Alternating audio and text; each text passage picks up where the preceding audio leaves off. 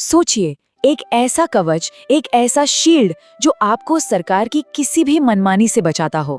भारत का संविधान हर नागरिक को बिल्कुल यही कवच देता है, जिन्हें हम मौलिक अधिकार या फंडामेंटल राइट्स कहते हैं। चलिए आज समझते हैं कि ये अधिकार आखिर हैं क्या और ये हमारे लिए इतने जरूरी क्यों हैं। आज की इस चर्चा में हम सबसे पहले समझेंगे कि ये संवैधानिक कवच है क्या, फिर जानेंगे इसके बुनियादी नियम, उसके बाद बात करेंगे सुरक्षा के उन 6 मजबूत स्तंभों की और हाँ, उस एक अनुच्छेद की जिसे संविधान की आत्मा तक कहा जाता है। और आखिर में हम इन अधिकारों की सीमाओं पर भी एक नजर डालेंगे। तो शुरुआत करते हैं। आखिर ये मौलिक अधिकार है क्या और क्यों इन्हें हमारे संविधान का सबसे मजबूत और जरूरी हिस्सा माना जाता है? आइए पता करते हैं। क्या ये बात किसी को पता है कि भारत का संविधान हमें कुछ ऐसे अधिकार देता है जिन्हें कोई भी सरकार, कोई भी अथॉरिटी आसानी से छीन नहीं सकती। यही तो इन अधिकारों की असली ताकत है। अगर बिल्कुल सीधे और सरल शब्दों में कहें तो मौलिक अधिकार संविधान के पार्ट 3 में दिए गए वो बुनियादी इंसानी हक हैं जो हर नागरिक की आज़ादी, बराबरी और सम्मान के साथ जीने की गारंटी देते हैं। अच्छा, अधिकारों की पूरी लिस्ट देखने से पहले ये समझना बहुत जरूरी है कि ये लागू किस पर होते हैं और क्यों ये इतने मजबूत हैं। इसका जवाब हमें मिलता है संविधान के अनुच्छेद 12 और 13 में। देखिए, अनुच्छेद 12 राज्य या स्टेट की परिभाषा बताता है, जिसमें केंद्र सरकार से लेकर राज्य सरकारें, संसद और यहाँ तक कि लोकल अथॉरिटीज भी शामिल हैं। इसका मतलब बिल्कुल साफ है, ये अधिकार हमें सरकार के एक्शन से बचाने के लिए दिए गए हैं। और जो बात इन अधिकारों को सच में शक्तिशाली बनाती है वो है अनुच्छेद 13।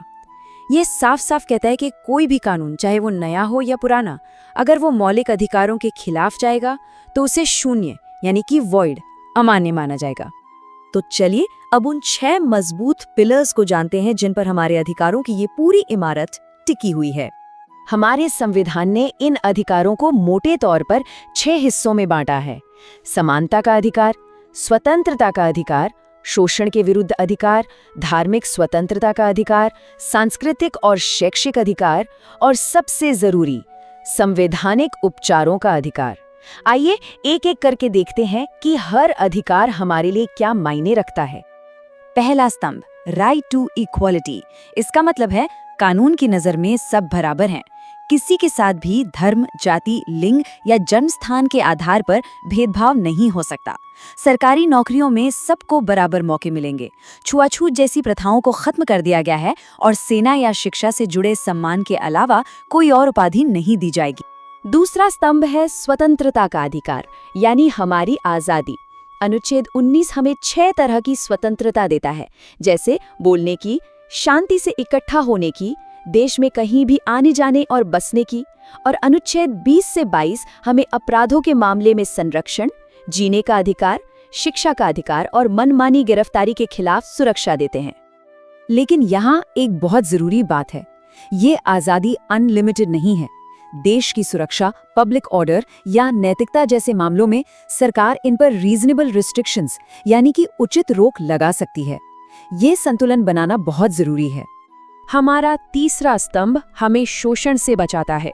ये इंसानों की खरीद फरोख्त और बंधुआ मजदूरी पर रोक लगाता है और साथ ही 14 साल से कम उम्र के बच्चों को फैक्ट्री या किसी भी खतरनाक काम में लगाने से भी रोकता है। चौथा स्तंभ है धार्मिक स्वतंत्रता का अधिकार। इसका मतलब है हर व्यक्ति को अपनी मर्जी का धर्म मानने, उस पर अमल करने और उसका प्रचार करने की पूरी आजादी है। और ये भी तय है कि हमारा देश यानी स्टेट किसी एक धर्म को बढ़ावा नहीं देगा, सब धर्म बराबर हैं।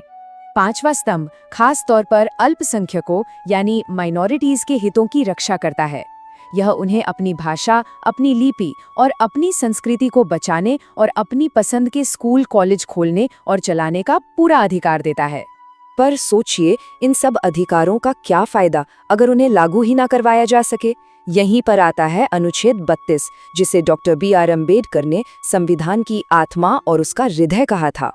डॉक्टर अम्बेडकर ने खुद कहा था, अगर मुझसे पूछा जाए कि संविधान का सबसे महत्वपूर्ण अनुच्छेद कौन सा है, तो वो यही है। ये संविधान की आत्मा और उसका हृदय है। इससे पता चलता है कि ये अधिकार कितना ज्यादा महत्वपूर्ण है। तो अनुच्छेद 32 हमें ये पावर देता है कि अगर हमारे किसी भी मौलिक अधिकार का उल्लंघन होता है तो हम सीधे सुप्रीम कोर्ट जा सकते हैं और सुप्रीम कोर्ट हमारे अधिकारों की रक्षा के लिए 5 तरह के शक्तिशाली रिट या आदेश जारी कर सकता है, जैसे कि हेबियस कॉर्पस जो किसी को गैर कानूनी हिरासत से छुड़वाता है, मैंडेमस जो किसी सरकारी अधिकारी को उसका काम करने का आदेश देता है, प्रोहिबिशन और सर्टियोरारी जो निचली अदालतों को उनके अधिकार क्षेत्र से बाहर जाने से रोकते हैं, और क्वो वारंटो जो ये पूछता है कि कोई व्यक्ति किस अधिकार से किसी सरकारी पद पर बैठा है। असल में ये रिट ही हमारे अधिकारों के असली रक्षक हैं। तो क्या इन अधिकारों की कोई सीमा नहीं है? क्या ये असीमित है? नहीं, बिल्कुल नहीं। और ये सीमाएं भी खुद संविधान में ही बताई गई हैं। जैसा हमने पहले भी देखा, ये अधिकार असीमित नहीं हैं।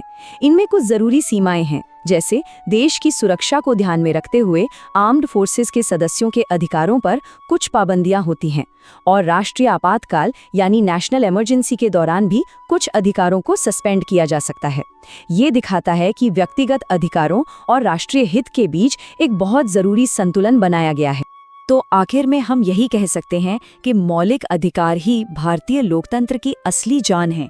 जैसा कि ये कथन बिल्कुल सटीक कहता है, अगर मौलिक अधिकार न होते तो लोकतंत्र सिर्फ एक नाम होता। ये अधिकार ही हैं जो हमारे लोकतंत्र को सिर्फ कागजों से निकालकर हमारी असल जिंदगी का हिस्सा बनाते हैं।